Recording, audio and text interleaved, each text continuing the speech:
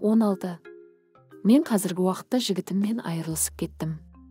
Бірінші поцелуйымды сол алды, енді біреудің болашақ күйеуімен сүйіскеніме ұялып жүрмін. Нағыз қолбет. 13.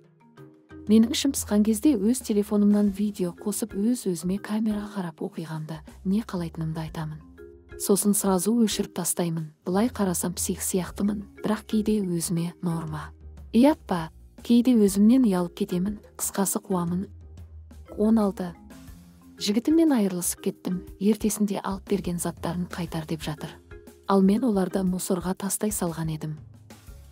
14. Бұрын 2 жыл бұрын асханада пиццаға 10 тың жетпей, досымның інісінен сұрағамын. Ол берді, және 2 күннен кейін ол үлкен ағасымен келіпті. Ағасы маған, сен мынадан 10 тың алыпсың ғой, қайтар тез дейді. 17. Бүпшейім мал ғой таза, сонша сөздер айтып, енді жазбайым құдай ақы, сендей қыздан құдай сақтасын деп алып кеше жазып тұр ғой. О, жаңа қарындасым.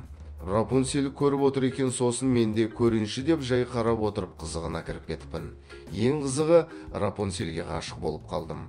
Ең соңғы минуттарында жігіті екеуі сүйіскенін көріп Рапунцельді қызғанып қалдым. Вот это қолбет.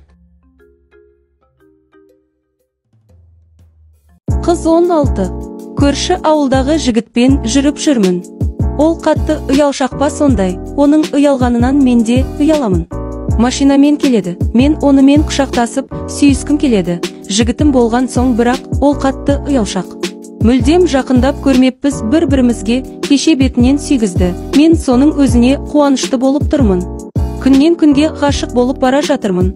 Оның жағдайы жақсы, менікі орташа, қалай махаббат сондайға қарайма, мен ұяламын, бірақ не істеймін? Ол 12.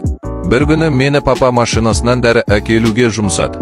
Машинасына барсам витамин тұр, имен ішінде бар екен, о деп ішіп жатсам, іші толған наса екен білә. Сосын түкіріп тісімді жуып, үйге кіріп дым болмағандай оттым. Насайдың дәмі жаман екен. Үйтіп, папаларыңның машинасынан бір нәрсе жеп ішер кезде қарап көріп ішіңдер. Ол 17. Досыммен бірге қыздарға барғанмын. Қыздар болғанда ақшаға кететін. Досым екеуіміз бір қыздан таңдап алып, 2 бөлмеге кеттік. Ана қызды жарты сағат айғайлаттым. Досым бітіре алмай, оның қызымен де алыстым. Ең сорақысы, ана жерімнен бір ауру пайда болды. Кіші дәретке әрем отырамын. Бір дәрілер жағып жүрмін, әсері жоқ. Больницаға барайын десем, не деп айтарымды білмеймін. Үйдегілерге айтайын десем ұят. Ол 18. Жақында ағам үйленейін деп жатыр, ал оның алайын деп отырған қызы жезікше. Еше ол қыздық салдырып алған. Қалай білдің десендер, достарым видео жіберген, сол кезде көргем, сол қыз еше номерін сұрағанда.